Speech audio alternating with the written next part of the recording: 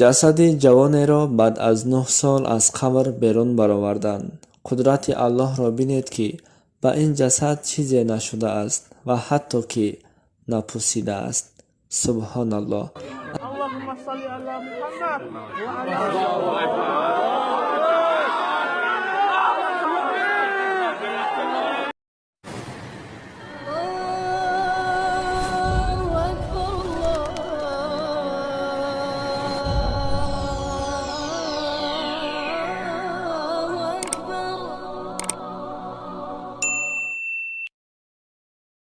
ассалому алайкум тамошобинони азиз ва ҳаводорони шабакаи Корвони Умр. Сабаби пурра нагузоштани ин навор ин аст, ки яъне YouTube ин видеоро удалид мекунад ва барои ҳамин агар ба шумо писанд ояд ё ин ки ҳамин наворро хоҳед то охир тамошо кунед, марҳамат, силкаи ҳамин навор дар комментария закрепит карда шудааст ва метавонед ки бо ҳамин силка ҳамин наворро то охир тамошо кунед. айёҳанноси, эй мардум, огоҳ бошем, ҳамаи мо раванда бар сӯи Аллоҳ ҳастем. Албатта вақте ба дунё меоем, бо аз дунё меравем. Дунё барои мо як имтиҳон аст, яъне ки то вақти мурдан ин дунё барои мо имтиҳон мешавад, то амалҳои солеҳро бисёртар анҷом диҳем.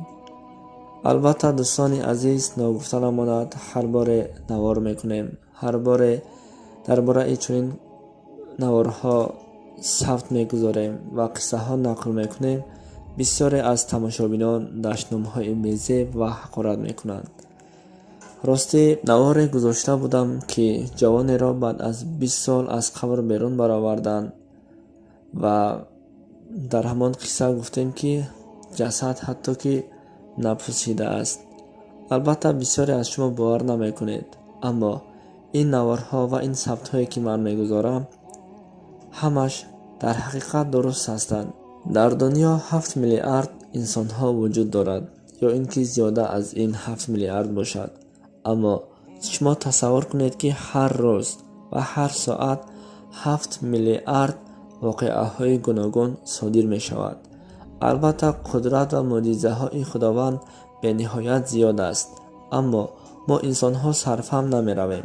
бо шунидан бовар намекунем, то ин ки бо чашми худ набинем.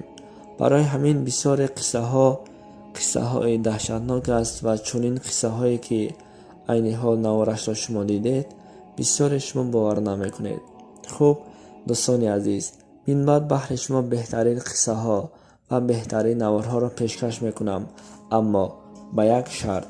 қиссаро дар YouTube нақл мекунам, аммо видеоро, навори пурраро шумо метавонед аз саҳифаи инстаграми мо, ки бо номи ҳамин Корвони Умр аст, дастрас намоед ва баъд сарфаҳм меравед, ки дар ҳақиқат ин наворҳои мо дуруст аст ё ин ки не. ана ҳамон вақт хоҳед фаҳмид. худоёро мададгори шумо бошад ва ин наворро ба дигарон низ бирасонед.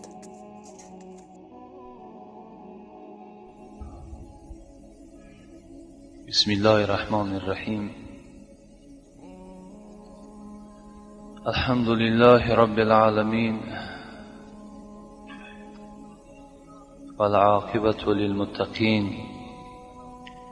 Вассалату вассаламу على أشرف الأنبياء والمرسلين وعلى آله وأصحابه وأهل بيته أجمعين. بعداً السلام عليكم ورحمة الله وبركاته. همه شما برادران عزیز، پدرهای مهربان، به این روز جمعه، روزی عید، تبریک و تهنیت میگویم.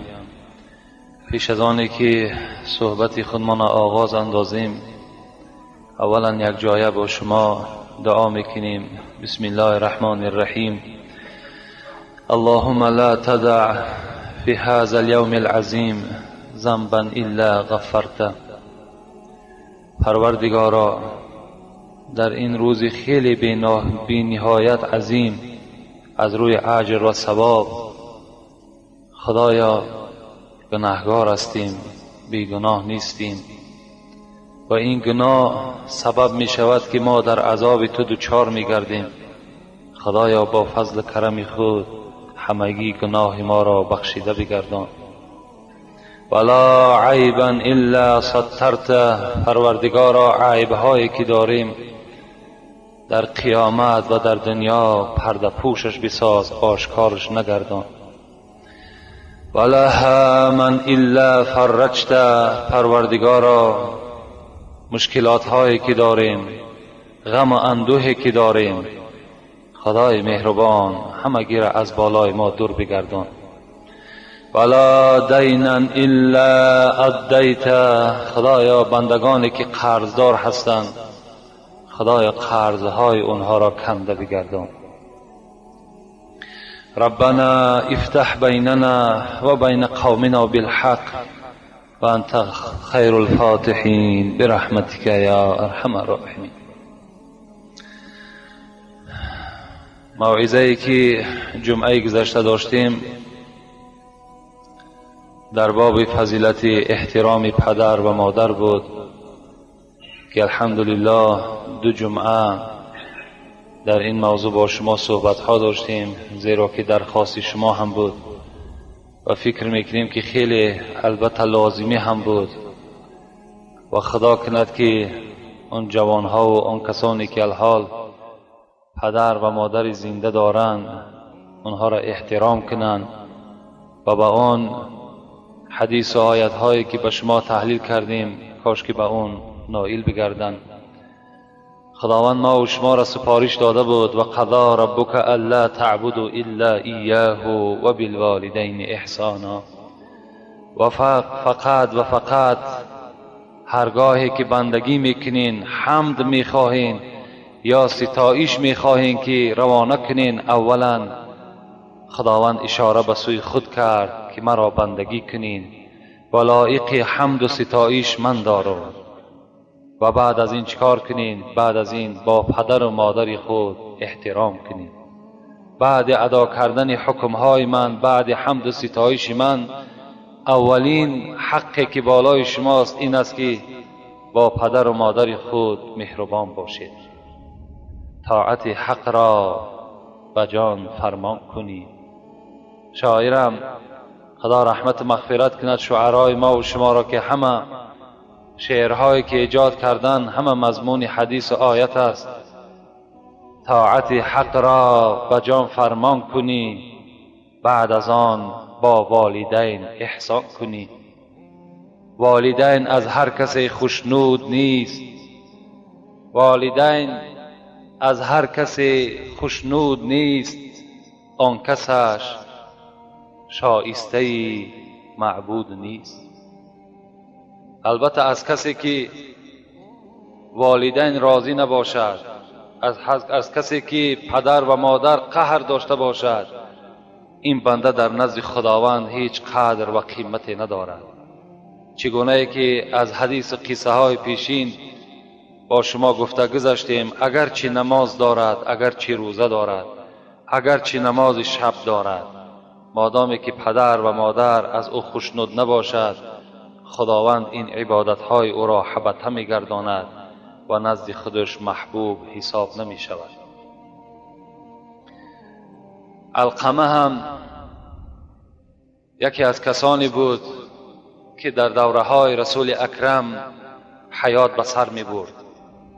این حدیث صحیح است، از حیات رسول اکرم حکایت می کند که تمامی کتاب هایی که فضیلت پدر و مادر ذکر می شود این قصه را برای ما و شما، برای پند گرفتن ما و شما، برای عبرت گرفتن ما و شما صاحبای کتاب نویساندند، گذاشتند. علقمه هم خیلی جوانی مثل ما و شما واری عبادت کننده بود، نمازهای تهجد داشت، روزه داشت، زکات میداد، خیر احسان میکرد. خلاص بسیار بنده عابد بود، بنده زاهد بود. حضرت روز بیمار می شود، بیماری که تکیه کننده به سوی مرگ است. و عائلهش نزدش است. هرچند که تلقینش میکند که علقمه کلمه شهادت بر زبان بران، لکن علقمه زبانش لال گشتگی بود و سوی کلمه شهادت حرکت نمیکرد. بعدا این عائلهش، همسرش خیلی غمگین شد و کسی نزد رسول الله روان کرد و بر رسول الله خبر دهید که علقمه در همین حالت گرفتار است. وقتی که بر رسول الله این سخن آمده رسید، رسول اکرم در حال یاران خود بلال و عمر، علی روان شدند. آمدند نزد علقمه، تلقین شهادت کردند، لکن صد افسوس که زبان علقمه با کلمه شهادت دور نمیگشت. اشاره میکرد، چشمهاش کشاده بود، چیزی میخواست، حرکت داشت، لیکن زبان حرکت نمیکرد. یارای پیغمبر خدا هم در تعجب افتادند، از جا خیستند، گفتند به نزد رهبر خود، به نزد پیشوای خود، به نزد آفتاب هر دو جهان رسول اکرم مراجعت کنید که این چه احوال باشد. رسول اکرم که غمخوار امت بودند از جای خود خیستند. بعد شنیدن این سخن نزد علقمه آمدند. وقتی علقمه را در این حالت دیدند و از عائله علقمه سوال کردند و گفتند شوهر تو در دنیا چه عمل داشت، چه کار داشت که امروز به این غضب خدا مبتلا شده است. عائله‌اش حکایت کرد، فقط از احوال خوب علقمه حکایت کرد و گفت که فکر میکنم که علقمه را مادرش از او راضی نیست.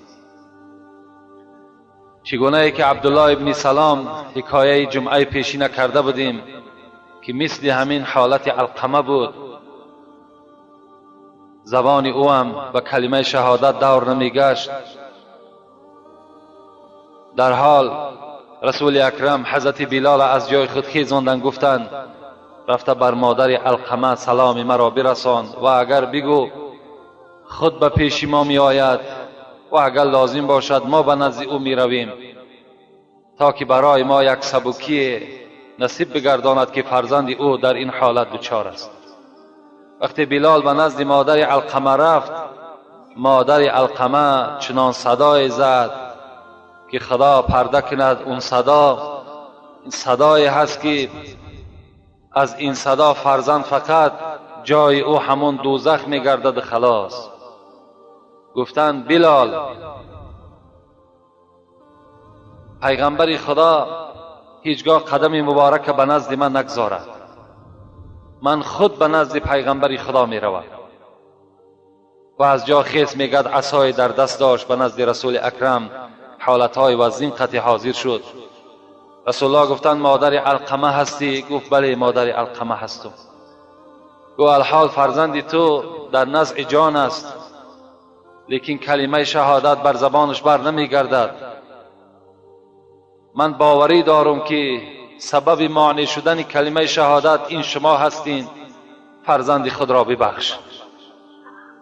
مادر علقمه میگد گریان بودند، گفتند رسول اکرم این فرزند چنان معامله بر من کرد که من در دنیا و قیامت از او بیزار هستم.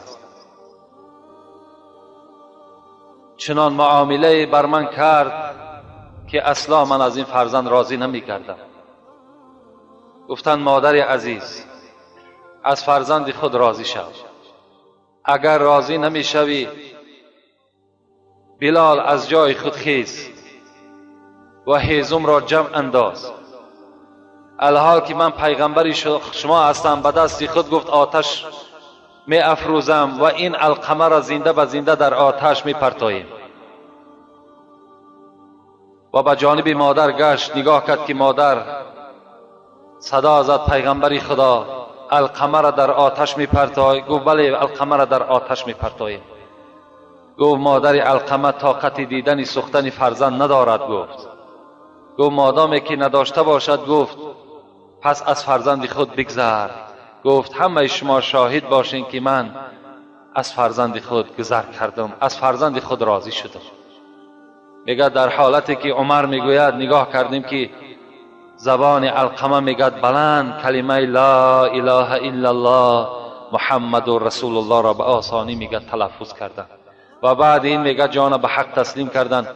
وقتی رسول اکرم در گور گذاشتند، بعد از گور گشتن گفتند حالت علقمه را مشاهده کردین و همه برای همه شما گفت این پند است، این عبرت است که کسی که مادری خود یا پدری خود البته ناراضی میگرداند حال او البته همین است، گفته اشاره به سوی علقمه کردن. اینا حکایه های هستند که در کتاب های اسلامی ما و شما ذکر شده است برای کسانی هست که پدر و مادر زنده دارند، یعنی جنتی در پیش دارند. اگر عبرت گیرند خوش به حالشان، اگر عبرت نگیرند وای بر حالشان که حالت اونها چی می شود. رسول اکرم که ابی بکرته روایت میکند حدیث میگوید الا انبئکم باکبر الکبائر، ای اصحاب من آیا برای شما خبر دهم که کلانترین گناه در نزد خدا کدام گناه است؟ کدام گناه از همه دیده گناهی کلانترین به حساب می رود؟ قالوا بلا یا رسول الله. میگد ابی بکرته میگد این کلمه را رسول اکرم 3 بار گفتند، آیا خبر دهم شما را با کلانترین گناه؟ 3 بار میگه پی در پی گفتند. مایان گفت جواب گفتیم بله رسول اکرم منتظر جواب شما هستیم، چه هست کلانترین گناه؟ رسول الله اولین چیزی که اشاره کردن گفتن الاشراک بالله، شرک به خدا آوردن. از همه در گناهی وزنین ترین و مشکل ترینی هست که خداوند همه گناه را می بخشد مگر شرک به خدا را نمی بخشد. و شما من بیان کرده بودم شرک ها کدام هست. از همه در وزنین ترین شرک همین است که شما به ذات خداوندی یک شخصیت، یک مخلوق وابسته کنین، مثل که امروز عیسی پرست ها یا دین انجیل یا اینها چیا دارند؟ اینها به ذات خداوندی شریک آوردگی هستند، عیسی را در ذات خداوندی پیوست میکنند که اینها مشرک هستند و دین اینها، عبادت اینها در نزد خدا قدر و قیمت ندارد. این از همه شرک وزنین ترین است. و دیگر شرک هایی که در ما و شما هست اینا هم امروز بسیار رواج دارند که اولینش الحال یک برادر اینجا سوال کرده است در باب نکاح. من برای شما انشاءالله اون شرکم خبر میتم که در نکاح های ما و شما اینها به نظر میرسد، یا از نعلهایی که ما و شما داریم، یا خارهایی که ما و شما داریم، یا از این مزارهایی که ما و شما حاجت طلب میکنیم، همه اینا شرک به خداست. بجز خدا دیگر کسی از کسی حاجت طلب نکنین، هیچ کس حاجت شما را برآورده نمیتواند. خدا خود میگوید آخر من خود حاجت برار هستم، هیچ کس دیگر حاجت برآورده نمیتواند. نه مزار حضرت سلطان، نه مزار حضرت امیر جان، همه اینا محتاج دعای زنده هستن. آخر اینا را باید ما و شما بگیم خدا رحمت و مغفرت تان کند. اینا منتظر یک کف دعای ما و شماست.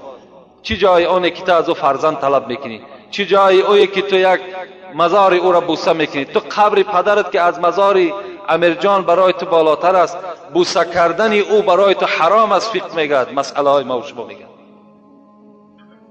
اینا عمل های شرکانه هستند، از اینها دور باشیم. اولین گناهی که پیغمبر ذکر کردن این شرک به خداست.